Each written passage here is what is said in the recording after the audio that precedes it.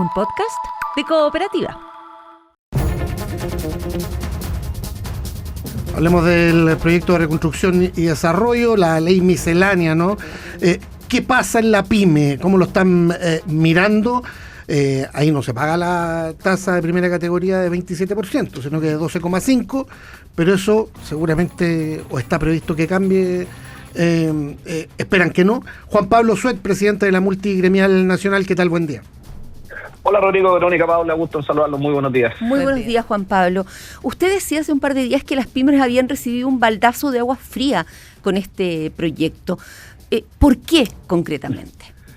A ver, básicamente porque fue una promesa de campaña de José Antonio Kast en enero en la OPE, en la oficina del presidente electo, en una reunión que estábamos 10 gremios pymes, el propio presidente y el propio ministro Quirós nos dijo a la cara que este tema del impuesto de primera categoría iba, además de los créditos para el subsidio, para la contratación de trabajadores, que también iba.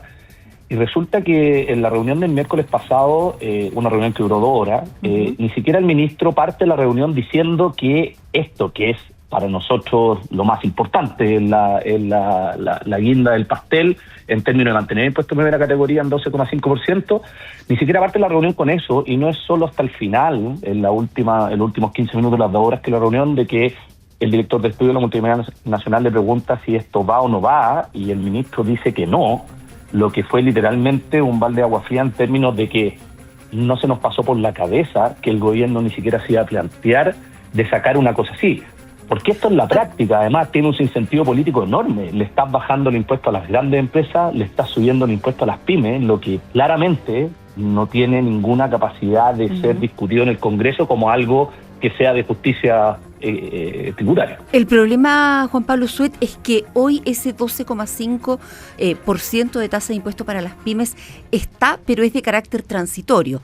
Y si no queda en este proyecto de ley, dicen ustedes, les va a subir. ¿Y a cuánto temen que suba? Mire, esto efectivamente partimos en pandemia con un 10% con Piñera. Eso se acababa hace 2 años y logramos con el ministro Marcel y el senador Coloma, cuando se discutió la reforma de pensiones, logramos aplazarlo 3 años.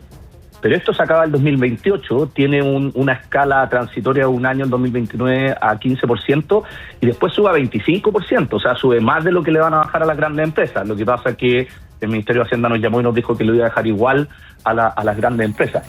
Pero el tema acá son 2. Yo le pregunto a la gente que nos está escuchando si cree que el almacén de la señora Juanita tiene que pagar el mismo impuesto que el mayor banco en Chile o la mayor empresa de retail. Yo creo que primero eso es de una injusticia tributaria enorme, pero además las pymes no pagan una tasa mayor al 12,5%, y aquí si me dan 2 minutos para poder explicarlo. Al igual que todas las personas en abril, que todos hacen su declaración de renta anticipada para que les devuelvan impuestos, muchos de ellos que emitieron boletas de honorario quieren que les devuelvan los impuestos, las pymes es lo mismo. Las pymes, en abril de cada año, los emprendedores, el dueño de la empresa, el dueño del almacén, hace su declaración de renta y le pide devolución al Estado. ¿Por qué? Porque en promedio las micro y pequeñas empresas pagan un 10,62% de impuestos, o sea, ni siquiera pagan el 12,5%. ¿Cuál es la diferencia que tenemos con las personas versus las pymes? Es que el Estado a las pymes les dice, no, usted tiene que ir pasándome un impuesto todos los meses que se llama el PPM, para que vaya ahorrando para el impuesto que me tiene que pagar el próximo año. Entonces, cuando la tasa es 23 o 25%, ese PPM son 200.000, 250.000 pesos versus 100, 120.000 pesos que son hoy día. El problema es que cuando pagamos 250.000 pesos, en abril del año siguiente tenemos que decirle, oiga, devuélvame casi 1 millón de pesos que le pagué de más. Y eso es lo que nosotros decimos, ¿por qué nosotros los más chicos tenemos que financiar al Estado en pesos a una tasa cero, siendo que a la larga igual me los tiene que devolver después? Y el 12,5 cumple con eso, cumple con que pagamos más o menos la tasa que se paga en promedio hoy día en el mundo de las pymes. Ya, y el afán es que ese 12,5 se mantenga permanente. La idea, claro, o sea, fue la promesa del presidente Kast, fue la promesa del ministro Quirós en la reunión, pero además no es un tema que se venga discutiendo en los últimos meses, Rodrigo. El tema que venimos nosotros discutiendo en el 12,5 lleva ya 12 años. Lo hemos discutido en las reformas de Piñera, lo hemos discutido en la reforma de Arena, de que aquí el Estado tiene que sincerarse de cuánto es el impuesto que realmente pagan las pymes como contribuyentes finales. Y esa tasa hoy día es 10,62. Y esa tasa está calculada en base a datos de impuestos internos. Esa tasa la conoce el ministro Quirós. Por lo tanto, pedirle que paguen un 23, literalmente, es decirle, me voy a financiar, le voy a meter la mano al bolsillo a las pymes, me voy a financiar con las pymes, total, le devuelvo plata al año siguiente, me la prestan gratis. Y esa injusticia un poco por las pymes que no tienen acceso a los créditos, que le cuesta llegar a final de mes, pedirle 100, 150 mil pesos todos los meses a un almacén, cuando lo que tienes que pedirle son 100 mil pesos y no 200 mil pesos. Yo creo que eso obviamente es lo que nosotros vamos a ir a discutir al Congreso. ¿De cuándo viene ese régimen especial o diferenciado?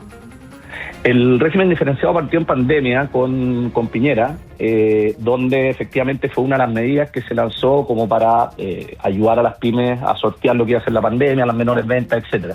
Y eso se mantuvo se mantuvo por casi 3 años.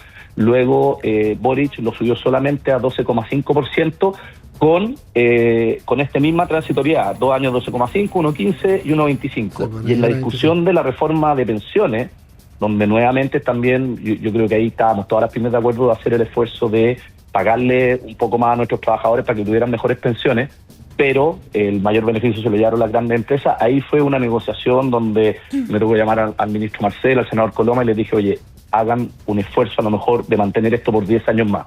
Fueron 3 años en el incentivo de que ya veníamos viendo que CAS venía prometiendo que esto lo iba a dejar permanente. Dijimos, bueno, 3 años vamos a lograr dejarlo permanente si es que sale CAS o sale Matei, que eran los dos que lo habían prometido. Y oiga, resulta ahora que nos dicen que no y quedamos literalmente plop con la medida. Y respecto al subsidio o el crédito a la contratación, ¿sí o no?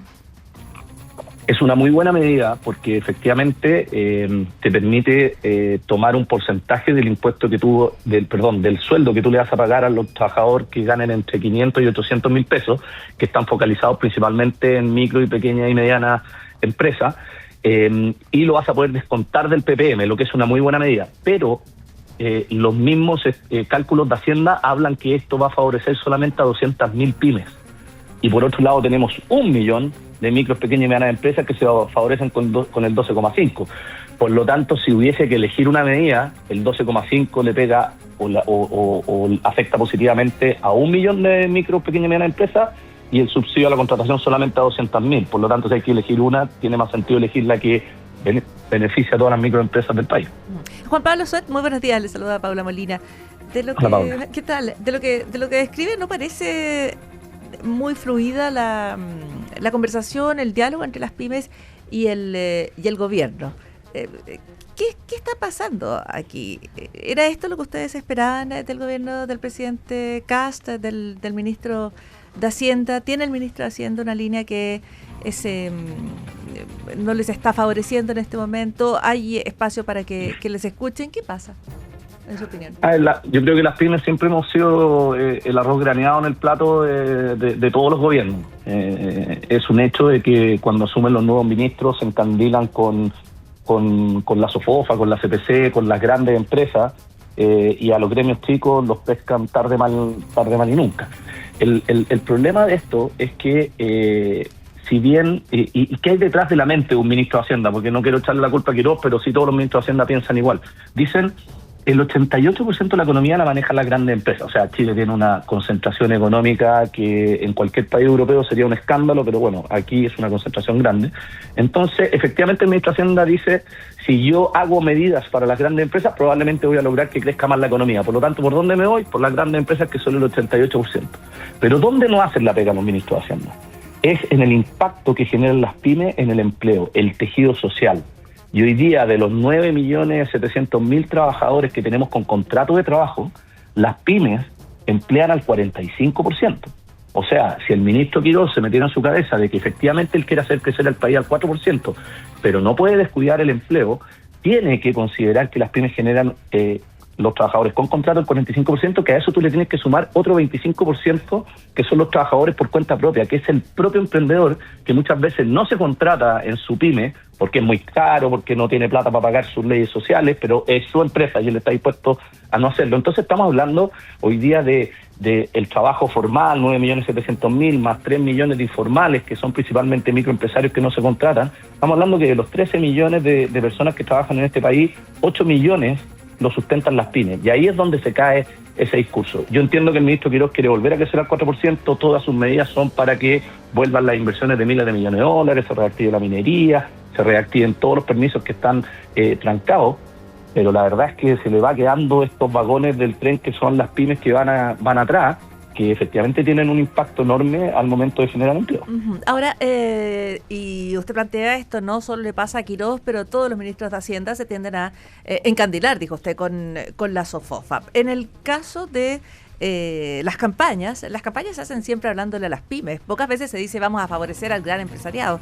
En general se dice nosotros vamos a favorecer a las pymes. Y en esta campaña eso fue muy intenso, considerando que independiente de las campañas que hagan las otras candidaturas, la que gana fue la del presidente José Antonio Kast. ¿Ustedes se sienten decepcionados a esta altura por lo que ha pasado bajo el gobierno de Kast o por los anuncios que ha hecho el ministro Quirós?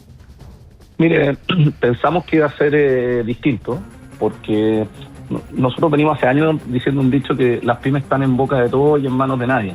Que efectivamente en campaña todos se llenan la boca con el tema del emprendimiento, las pymes, pero cuando asumen los gobiernos se olvidan totalmente, por lo tanto quedamos en manos de nadie.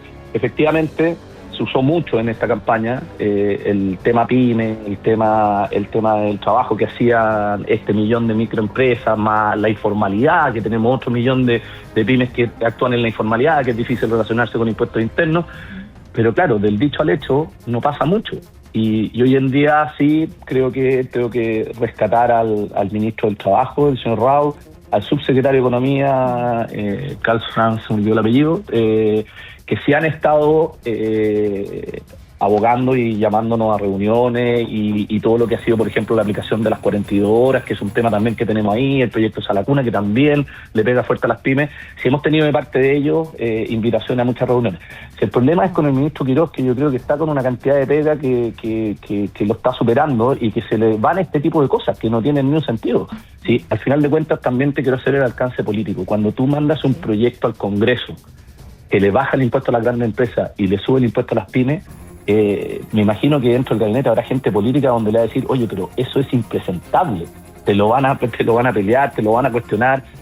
Yo ya he hablado con casi todo el espectro político, desde Johannes Kaiser, que nos dijo que lo iba a reponer, pasando por Franco Parisi, pasando por gente del Partido Socialista, del PPD. O sea, hoy día hay una transversalidad que efectivamente esta injusticia no se puede cometer con las pymes. Lo que digo yo es que cómo puede ser que el proyecto parta mal o parta con este tipo de injusticias cuando lo que tú quieres es que se discuta si el proyecto reactiva la economía, si el proyecto es bueno para Chile, y resulta que se le mete, entre comillas, pelo en la sopa en discusiones que no tenían ningún sentido.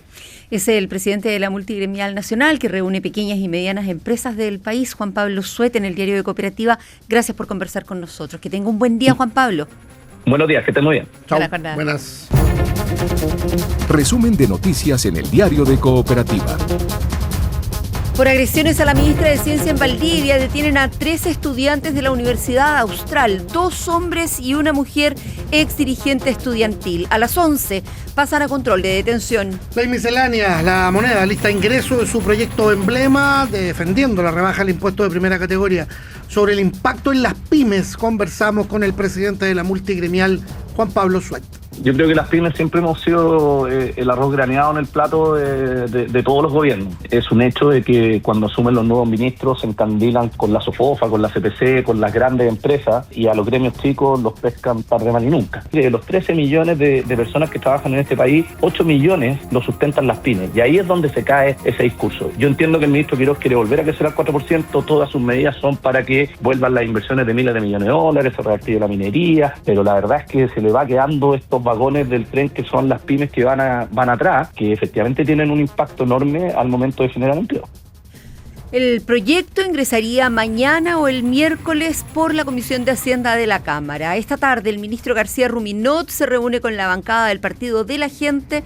Conversamos con el jefe de la bancada socialista, el diputado Raúl Leiva. Hoy día lo que se hace es plantear una reforma tributaria que reintegra el sistema, que rebaja el impuesto corporativo de 27 a 23%, plantea esta invariabilidad tributaria por 25 años, pero ¿de dónde sacamos los recursos para poder compensar ese gasto? Ese es el quiz del asunto, esa es la principal problemática. Solo aumentar impuestos per se no genera mayor recaudación, y ese es un hecho de la causa, pero también el hecho de rebajar impuestos tampoco lo logra, hipoteca y lo logra siempre en un umbral de por lo menos 10 años. Todo lo beneficia al 1% más rico. Sin embargo, las pymes, que son las que contratan mayor mano de obra, no tienen ningún tipo de beneficio directo. Y en el fútbol, Colo-Colo perdió ante Palestino en su aniversario. Limache sigue puntero entonces esta noche. Católica recibe a La Calera, transmite Cooperativa Deportes. Aquí termina el podcast de El Diario de Cooperativa. Lo escuchas en vivo de lunes a viernes desde las 6 de la mañana y todos los días en cooperativapodcast.cl.